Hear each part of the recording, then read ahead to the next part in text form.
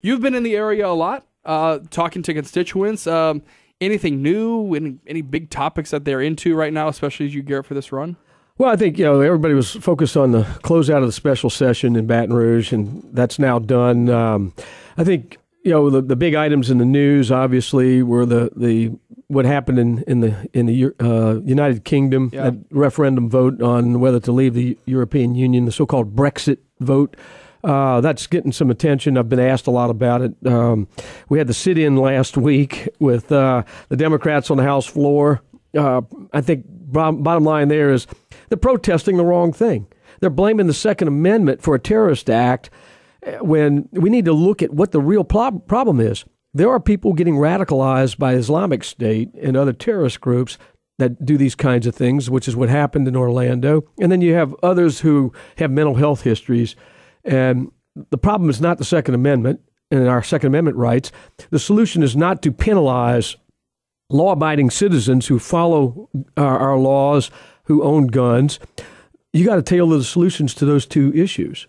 Dr. John Sutherland does a show in the afternoons here and probably put it in the best perspective that I have heard because, you have opinions on both issues, and I don't think Second Amendment even has a place in this conversation because we are talking about terrorism. It's completely two different things. But he brought up the question of why didn't Democrats, when they had control of both the Senate and the House and a president who would support it, go forward with this because it would have sailed right through.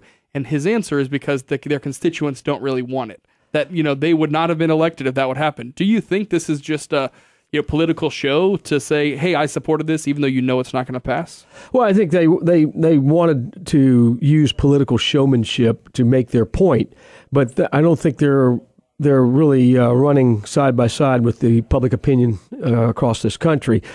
People understand that we're a nation of laws. They understand that the Second Amendment goes all the way back to the founding of this country. They also understand that we've seen terrorist attacks in Europe in countries that have much stricter gun laws than we do.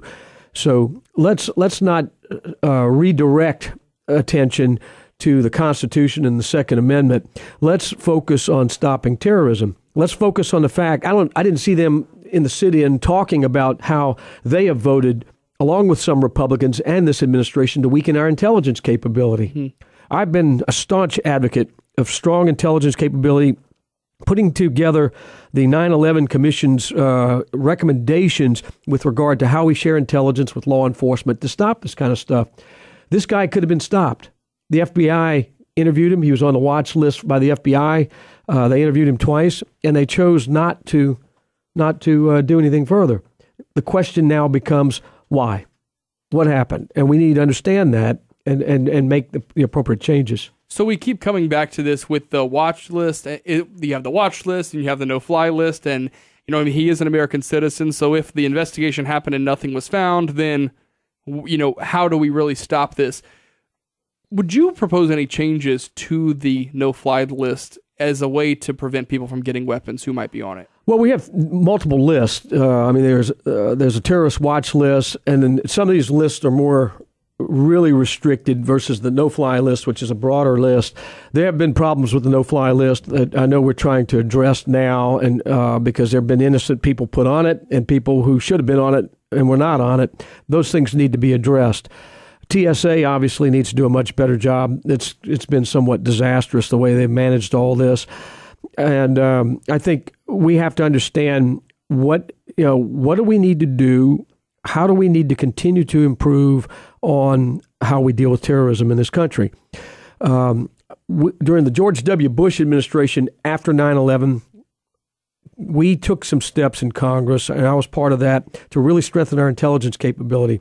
There were no further attacks during the remainder of his time. We unraveled many, many, many plots before they got launched. Obama comes in.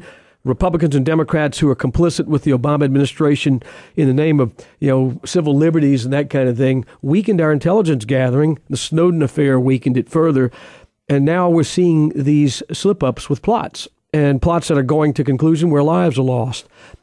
Keep in mind that when we made those initial changes, there were no cases of infringement on civil liberties under the early system that we put in place. Mm-hmm. But people said, oh, it's too harsh. I know for a fact, having gone to a lot of classified briefings and really worked to understand the program, that great steps were taken to protect American civil liberties.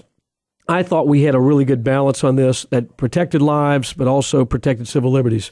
Now that's been eroded, and we're seeing lives lost, and that's a problem. As we start to wrap up, I want to just get some more of your insight on the local election and how it's happening now. I would be remiss to leave out the issue of a private conversation being broadcast on Facebook that you had regarding your candidates, or regarding your opponents, I should say. Are there any changes in your campaign? Does this affect your campaign in any way? Oh, yeah. Well, it's not going to affect the campaign in the long run. That was a conversation that was accidentally broadcast.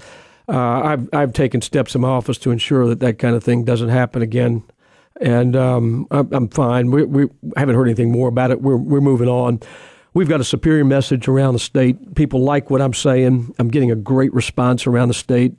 We have some 25 coalitions who are backing me and helping us build out an outstanding grassroots operation.